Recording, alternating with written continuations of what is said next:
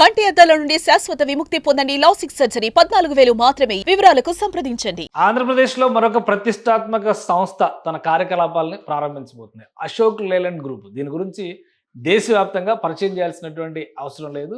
భారీ వాహనాలకు సంబంధించి బస్సుల దగ్గర నుంచి భారీగా ఉండేటువంటి లారీల వరకు, వాటి బాడీల బిల్డింగ్ దగ్గర నుంచి వాటికి సంబంధించినటువంటి మెకానిజం విషయంలో దేశంలోనే ప్రతిష్టాత్మకమైనటువంటి సంస్థగా అశోక్ లేలాండ్ని మనం చూస్తుంటాం. అశోక్ లేలాండ్ సంస్థ 2018లో ఆంధ్రప్రదేశ్లో తన యూనిట్ని ప్రారంభించేటువంటి ప్రణాళికను సిద్ధం చేసుకుంది.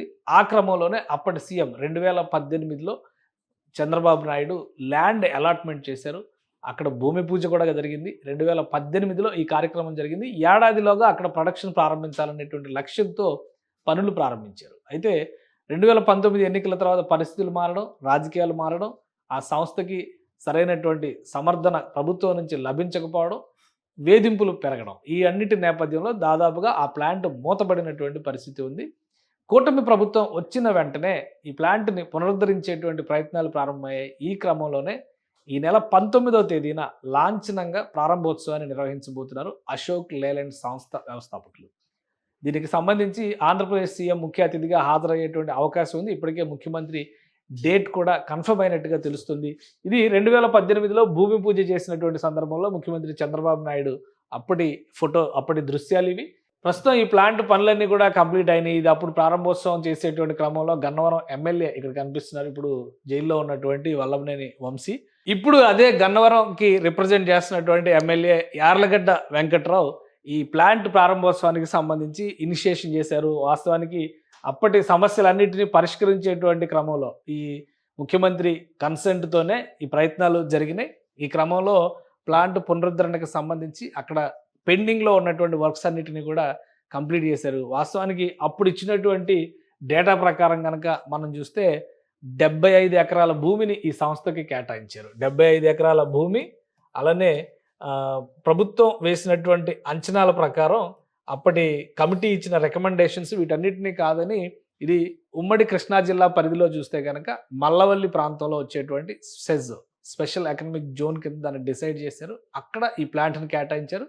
దాని సమీపంలోనే ఆగ్రో బేస్డ్ ఫుడ్ ప్రాసెసింగ్ యూనిట్లకు కూడా అప్పటి ప్రభుత్వం 2018లో క్లియరెన్స్లు ఇచ్చింది. కానీ ఏవి కూడా అక్కడ పనులు ప్రారంభం కాలేదు. దాదాపుగా పని పూర్తయి ప్రారంభోత్సవానికి సిద్ధమైనటువంటి ప్లాంట్ ఇదే. అయితే 2019లో వచ్చినటువంటి కొత్త ప్రభుత్వం సహకరించకపోవడంతో మొత్తం పనులన్నీ కూడా వెనక్కిపోయినాయి. ఈ 75 ఎకరాల భూమిని కూడా 16.5 లక్షల రూపాయలకి ప్రభుత్వం కేటాయించింది అప్పట్లో.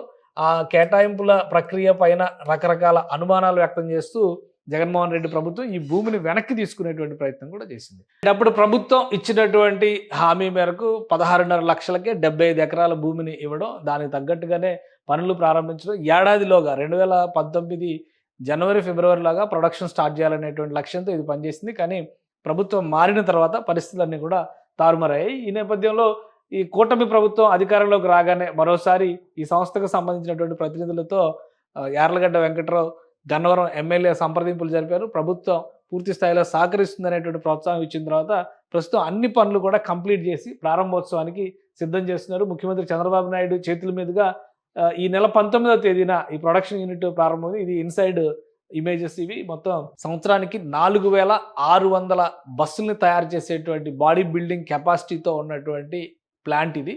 అంటే దాదాపు 5,000 మందికి ఇది ఉపాధి కల్పించేటువంటి అవకాశం ఉంటుంది. ఈ బస్సులకి సంబంధించి కూడా 4,600 బస్సులు, 5,000 మందికి ఉపాధి అనేది చాలా పెద్ద నంబర్గా కనిపిస్తుంది. అందుకనే ఇమీడియట్గా దీనికి సంబంధించినటువంటి పనులన్నింటినీ కంప్లీట్ చేసుకుని ప్రారంభోత్సవానికి సిద్ధం కావాలని ముఖ్యమంత్రి చంద్రబాబు నాయుడు కూడా సూచన చేసినట్టుగా తెలుస్తుంది.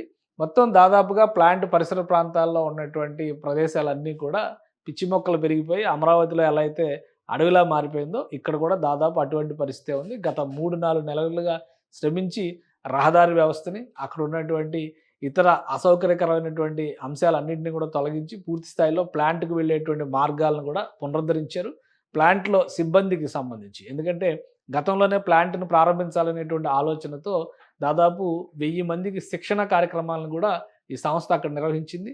మళ్ళీ వాళ్ళందరినీ కూడా వెనక్కి తీసుకొచ్చి అక్కడ పోస్టింగ్ ఇచ్చే విధంగా జాగ్రత్తలు తీసుకున్నారు. ఇప్పుడు 19వ తేదీన పూర్తి స్థాయి ప్రారంభోత్సవానికి సిద్ధమవుతుంది. ఇది BS6 ప్రమాణాలతో ఈ బస్సులు తయారు చేసేటువంటి వ్యవస్థను కూడా BS6 అంటే భారత్ స్టాండర్డ్స్కి సంబంధించి 6 కేటగిరీ వెహికల్స్కి సంబంధించినటువంటి స్టాండర్డ్. ఇది నాణ్యతా ప్రమాణాల విషయంలో ప్రభుత్వం కేంద్రం నిర్ణయించినటువంటి ప్రమాణాలు. ఈ ప్రమాణాలని ఉపయోగిస్తూ 4600 బస్సులకి సంబంధించినటువంటి బాడీస్ని తయారు చేసే కెపాసిటీ ఉన్నటువంటి ప్లాంట్ ఇది. కాబట్టి ఆ ప్రాంతంలో ముఖ్యంగా కృష్ణా జిల్లా, ఉమ్మడి కృష్ణా జిల్లా పరిధి, ప్రస్తుతం ఉన్నటువంటి కృష్ణా జిల్లా పరిధిలోకి వచ్చేటువంటి మల్లవల్లి ప్రాంతంలో యువతకి మంచి ఉపాధి మార్గంగా ఈ ప్లాంట్ మారేటువంటి అవకాశం ఉంటుంది.